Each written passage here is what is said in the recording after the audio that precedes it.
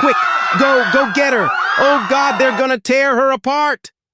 The voice came from the woods, panicked and raw, tearing through the quiet like a gunshot. A man sprinted down the snowy slope, slipping, stumbling, his boots barely holding traction. And then he saw it. 5 wolves. And a girl. Blood was everywhere, soaking into the snow like ink spilled across white paper. The wolves stood in a half circle around her. One had its teeth sunk into her shoulder. Another growled, circling, tail high, eyes sharp and unblinking. She wasn't screaming anymore. Her name was Jennifer Toth, and in that moment, anyone watching would have sworn. This wasn't just an attack. This was betrayal. Hey there. Before we dive into this chilling true story, don't forget to hit subscribe to Animal Story, where we bring you powerful emotional stories about the bond between humans and animals. And sometimes the moments when that bond is shattered. Now let's go back to that snowy hillside in Georgia, because what happened that day didn't come out of nowhere. It started years earlier, with love, with trust, with a girl who had no one else.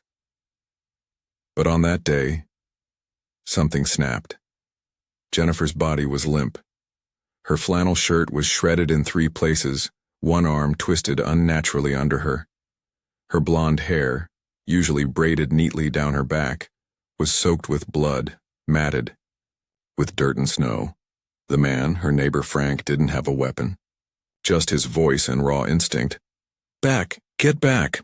he shouted, grabbing a fallen branch and waving it wildly. One of the wolves lunged, then stopped mid-air, turning its head like it was confused, like it recognized him.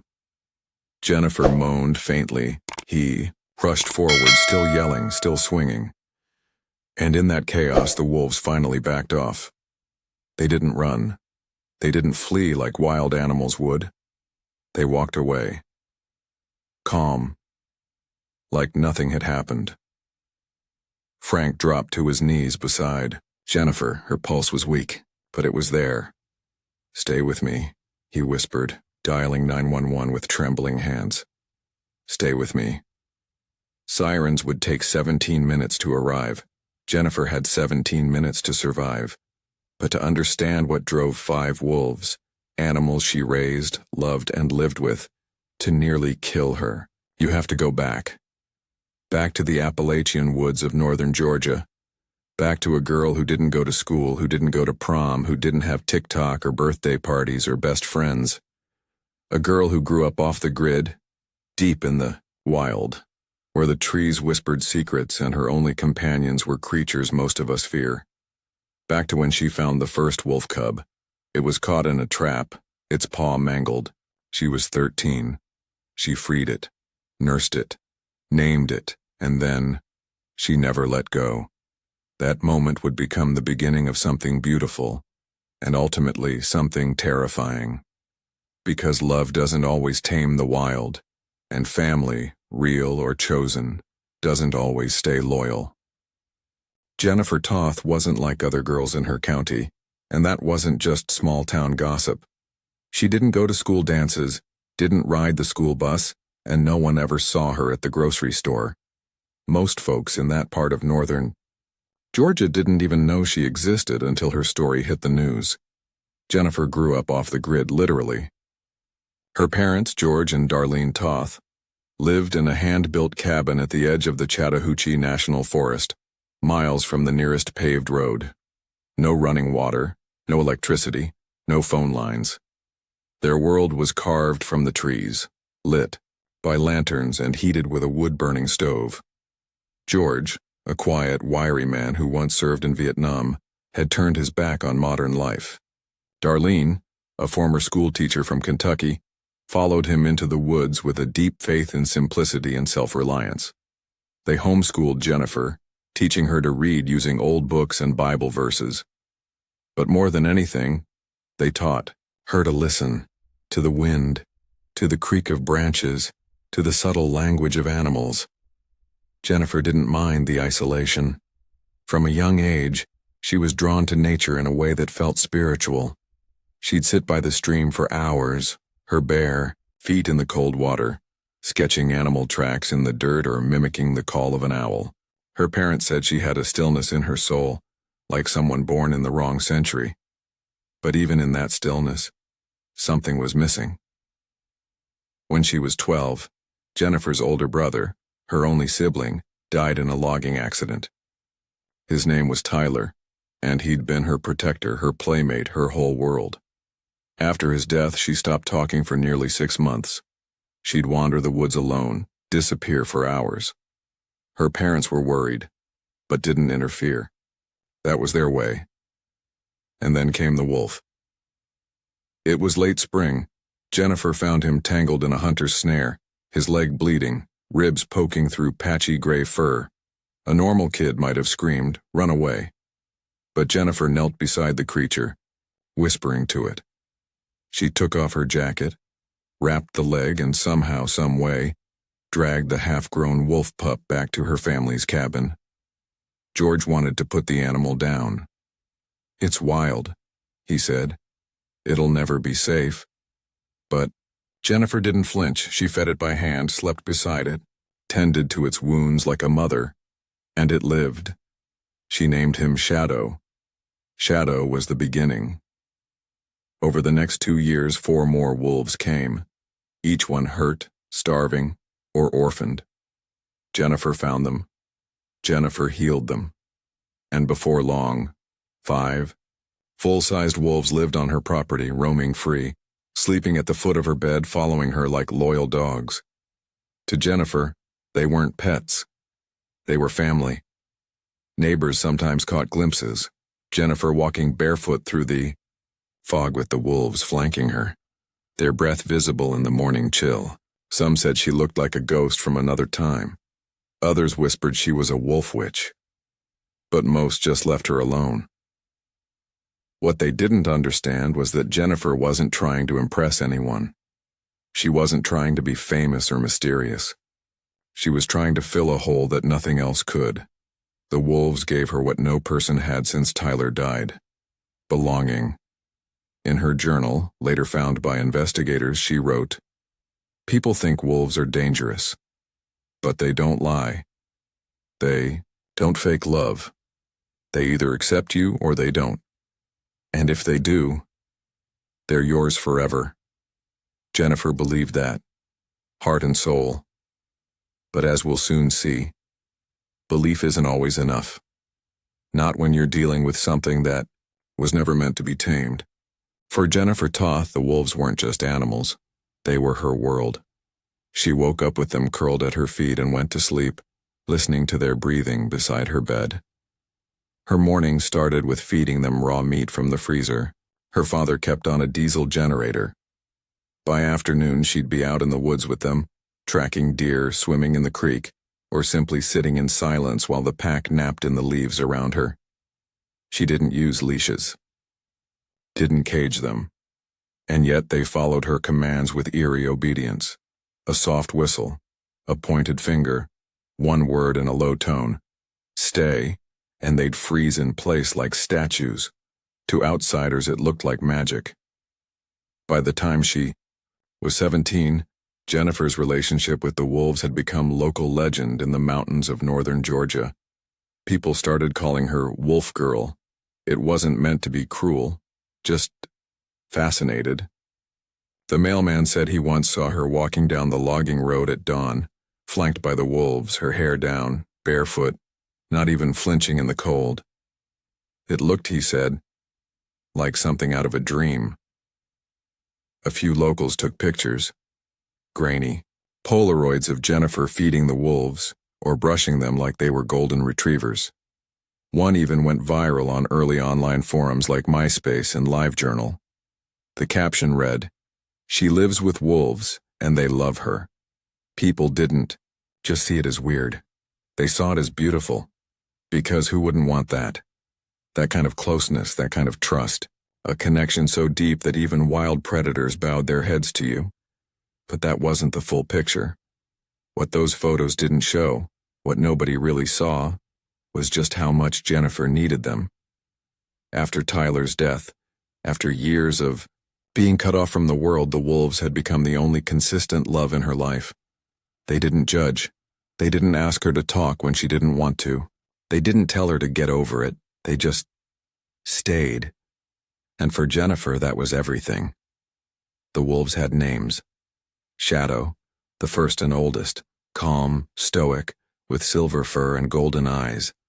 Then there was Luna, the quiet female who never left Jennifer's side. Ember was the most playful, constantly nipping at the others. Ghost, pure white and shy, usually kept to the back. And then there was Bramble, the biggest and most unpredictable of the group. Jennifer swore they each had their own personalities. She could tell when they were happy, when they were anxious, when they were jealous, and she believed with all her heart that they understood her just as deeply. Her dad wasn't so sure. He'd raised animals his whole life, dogs, goats, even cattle, and he believed in boundaries. But Jennifer always said the same thing. "They're not animals, Dad. They're my family." George eventually stopped arguing. Darlene, her mother, was more hesitant but kept her distance. After all, nothing bad had ever happened. The wolves had never shown aggression, not toward Jennifer, not toward anyone.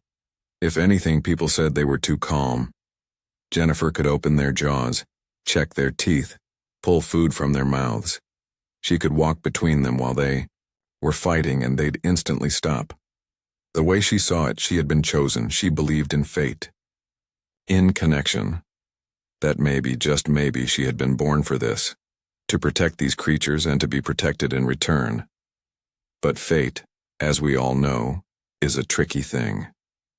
The tighter you hold on to something wild, the more it remembers what it used to be, and sometimes even the deepest bond can't hold back instinct, not forever. Looking back, the signs were there, small, almost invisible at first. But like cracks in a dam, they started to spread. Quiet, steady, and ignored. It started with Bramble.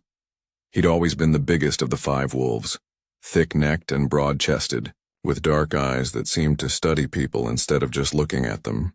While the others would play or rest by Jennifer's feet, Bramble often stayed back, watching, listening, not aggressive but alert, like he was waiting for something. Jennifer chalked it up to personality. "He's just more serious than the others," she'd say with a smile. "He takes care of the pack." But George, her father, didn't smile back. He'd been around animals too long not to notice the difference. Bramble had started to challenge Jennifer's commands. Not often, but enough. A few times when she told the wolves to stay or to back off, Bramble would hesitate, just for a second too long. His ears would flatten, his head would lower, not in submission but in defiance. That silent tension between them, just a flicker, never lasted long. But it was there. And then there was the incident with the deer. Late one afternoon, Jennifer was walking the wolves near the property line when a young deer bolted across the trail. All 5 wolves instinctively gave chase, natural enough. But normally they would stop when she called. That was their bond, their rule. This time they didn't stop. Jennifer ran after them, shouting until her voice cracked. By the time she reached the clearing, the deer was down, and the wolves were still biting, even after it stopped moving, even after she screamed. She had to physically shove Bramble off the carcass. When she got home that night, she told her dad, "They just got carried away. It's instinct. It's no big deal." But it was. Neighbors started to notice strange behavior, too. The pack, once calm and almost docile around strangers, had become standoffish. One woman claimed she saw Ghost growl at her from the edge of the property. A local boy delivering firewood said Luna had bared her teeth when he stepped too close to the fence line. Jennifer brushed it all off. They're just protective. They sense when people are scared. That's all. But not everyone was convinced. A wildlife expert, Dr. Ellis Moore, had reached out to the family after reading about Jennifer in a magazine article. He offered to come out, observe the wolves, assess their behavior. A free consultation, he said, just to be safe. George encouraged it. Jennifer refused. "I know them. she told her mother. They trust me. I trust them. That's what matters. Her voice was calm, but her eyes said more. She wasn't just defending her wolves, she was defending her identity, her life. To question them was to question everything. Then came the first bite. It wasn't serious. At least, that's what she told her parents. She said it happened while playing, just a nip on the forearm, but George saw the wound. It wasn't a nip. It was deep. And Bramble had left it. Still, Jennifer insisted it was an accident. He didn't mean it. I startled him. It was my fault. But even the other wolves had changed. They were tense, competitive. Their hierarchy had shifted. And Jennifer didn't. Realized she was slowly slipping from her place at the top. Wild animals don't stay still. Their roles evolve. So do their instincts. And Jennifer, sweet, lonely Jennifer, was trying to hold on to something that was already slipping through her fingers. Nature doesn't scream when it gives you a warning.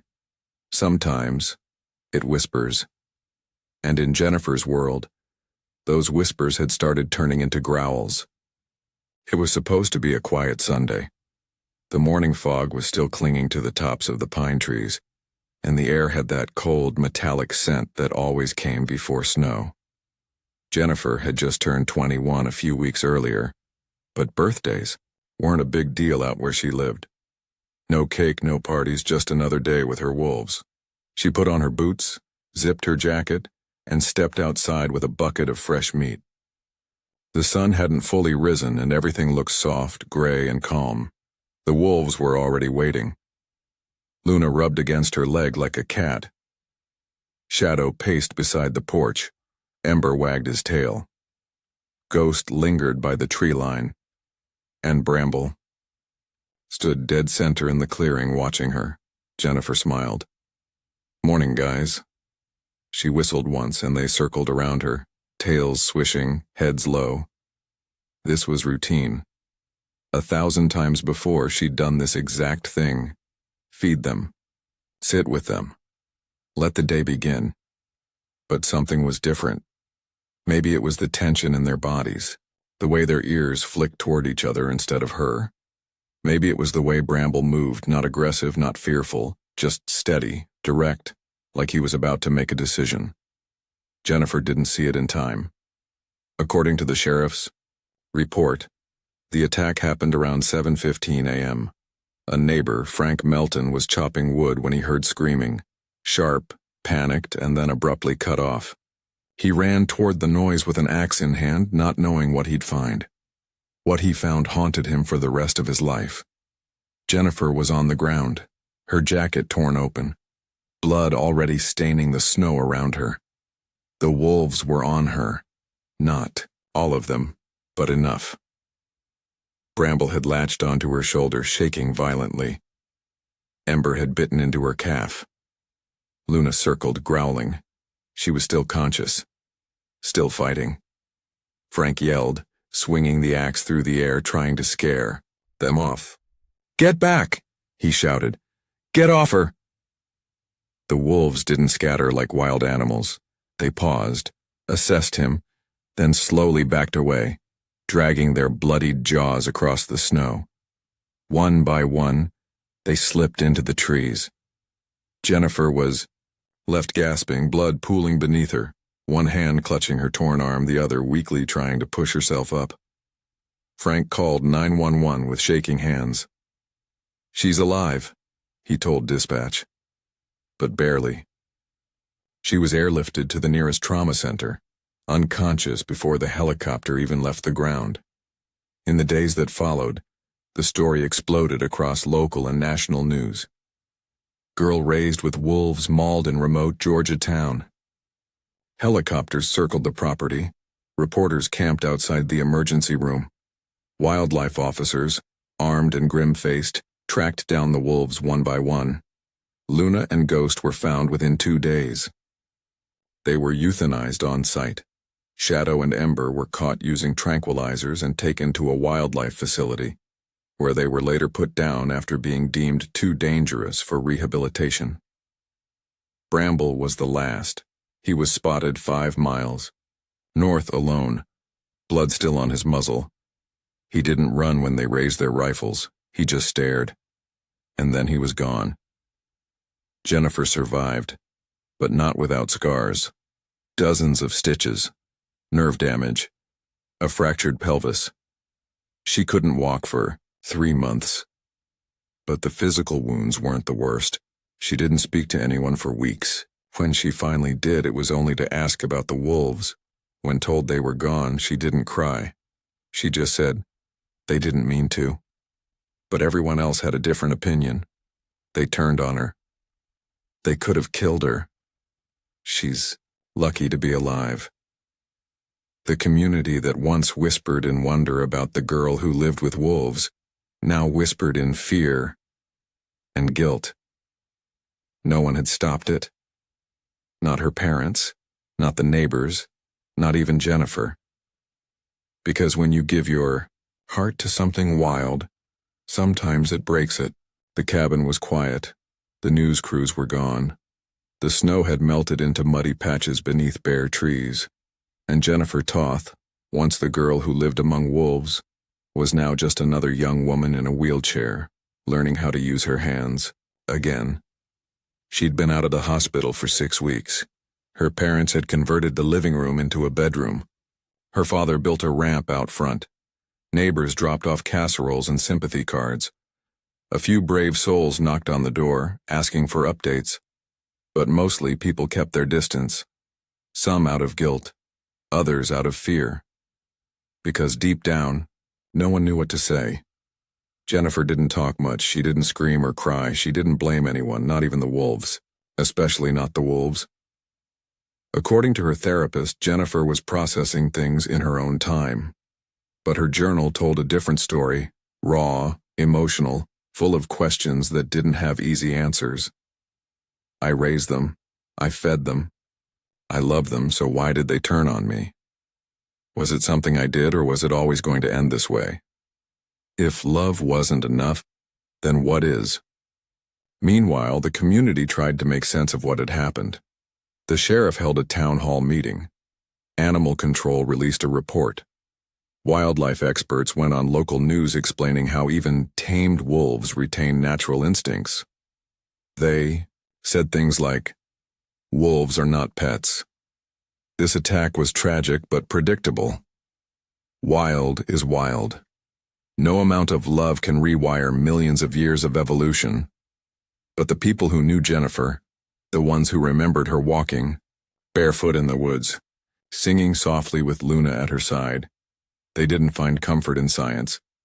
They were left with silence and shame, because many of them had seen the signs, heard the stories, watched from a distance, and no one stopped it.